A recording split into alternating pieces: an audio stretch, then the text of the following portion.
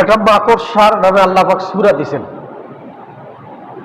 এই মাকড়সার নামে আল্লাহ পাক কেন সূরা দিলেন, এর কারণ কি? এখানে আল্লাহ পাক উল্লেখ করছেন মাসালুল্লাযীনা ইত্তাখাযু মিন দুনিল্লাহি আউলিয়া,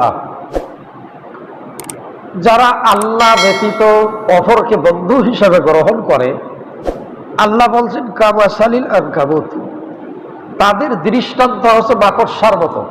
জোরে বলি নাউযুবিল্লাহ। লাউ কানু ইয়ালামুন, আল্লাহ রাব্বুল আলামিন বলছেন যদি তারা এটা অনুধাবন করত তাহলে বুঝতো। এরপরে আল্লাহ বলছেন ওয়া তিলকাল আমসালু নাদরিবুহা লিন্নাস, আমি মানুষের কাছে এই দৃষ্টান্তগুলো স্থাপন করেছি, উদাহরণগুলো পেশ করেছি। ওয়া মা ইয়াতিলুহা ইল্লাল আলিমুন, এই বিষয়ে তারাই চিন্তা করবে, গবেষণা করবে, জ্ঞান রাখবে যারা আলেম। যারা বলি সুবহানাল্লাহ। এখন কেন আল্লাহ পাক মাকড়সা বানাইলেন? তাহলে আল্লাহ ব্যতীত কেউ যদি আর কারোর সঙ্গে বন্ধুত্ব করে, তাদের দৃষ্টান্ত আল্লাহ বলছেন মাকড়সার মতো।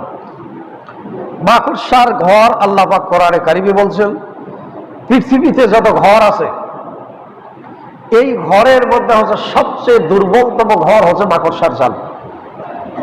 অনেক শ্রম দিয়ে বানায়, 1 সেকেন্ডের মধ্যে এই বাতাসে সব চুরমার হয়ে যায়।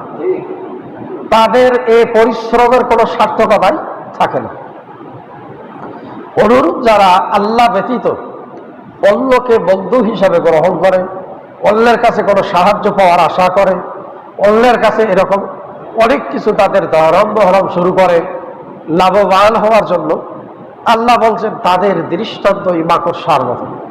মাকড়সা যেমন অনেক শ্রম দেয়, নিমিষে তাদের সব নিরিশ হয়ে যায়, এরকম আল্লাহ ব্যতীত যারা বন্ধু হিসাবে গ্রহণ করবে তাদের অবস্থা ঠিক অনুরূপ।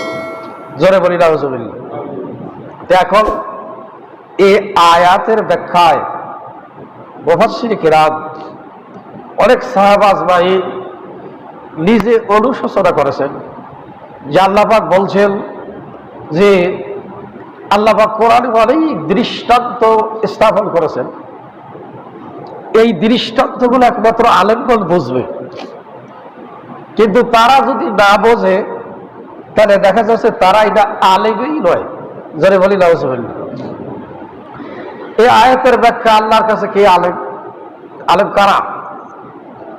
এই তাফসীরে মাযহারির মধ্যে এসেছে আলেম তারাই যারা কোরআন হাদিস নিয়ে গবেষণা করে, কোরআন হাদিস নিয়ে রিসার্চ করে, সেই অনুপাতে আমল করে এবং আল্লাহর নিষিদ্ধ কার্যাবলী থেকে বিরত থাকে, এদেরকে বলা হয়েছে আলেম। জোরে বলি সুবহানাল্লাহ। এখানে তাফসীরে মাযহারির মধ্যে এসেছে তাহলে খালি লেবাস সুরাত থাকলে আলেম হওয়া যায় না, আবার লেবাস সুরাত সুন্নতি থাকবে না আলেমের, সেটাও হবে না। তাহলে 1 নম্বর তাকে কোরআন হাদিস গবেষক হইতে হবে, কোরআন হাদিসের দৃষ্টান্তগুলো তাকে বুঝতে হবে, সেই অনুপাতে সে আমল করবে, আল্লাহ পাকের নিষিদ্ধ কার্যাবলী থেকে সে বিরত থাকবে। তাফসীরে মাযহারিতে বলছেন একেই বলা হয় আলেম। এখন কোরআনে 2-1 আয়াত মুখস্থ আছে বা গোটা কোরআন মুখস্থ আছে, কোরআন বোঝে না, তাকে কিন্তু আলেম বলা হয়নি। কোরআন গোটা মুখস্থ থাকলে তাকে বলা হয়েছে হাফেজে কোরআন, তার মর্যাদা আবার আলাদা। জোরে বলি সুবহানাল্লাহ। কিন্তু কোরআনকে বুঝতে হবে, অনুধাবন করতে হবে, স্টাডি করতে হবে, সেই অনুভূতি তার বাস্তব জীবনে আমল থাকা লাগবে। কোরআন যাহা নিষিদ্ধ করেছেন এই নিষিদ্ধ কার্যাবলী থেকে নিজেকে বিরত রাখতে হবে, তাকে আলেম বলছেন। তাফসীরে মাযহারিতে সাহাবা আজমাইনের রিওয়ায়েতে ইমাম বগবী রাহিমাহুল্লাহ জাবের রাদিয়াল্লাহু তাআলা আনহুর রিওয়ায়েত থেকে আল্লাহর নবীর সনদে এটা বর্ণনা করেছেন। আবার হাসান বসরি রাহিমাহুল্লাহ বলছেন যে ব্যক্তি আল্লাহ রাসূলের সুন্নাহর উপর যত আমল থাকবে কোরআন হাদিস বুঝার পর, সে তত বড় আলেম। জোরে বলি সুবহানাল্লাহ। তাহলে আলেম যেটা লেবাস সুরাতের মাধ্যমে হয় না, কোরআন হাদিস তাকে জানতে হবে, সে অনুপাতে তাকে মানতে হবে, আমল করতে হবে, এ মানসিকতা থাকতে হবে, আল্লাহর নিষিদ্ধ কার্যাবলীর থেকে বিরত থাকতে হবে।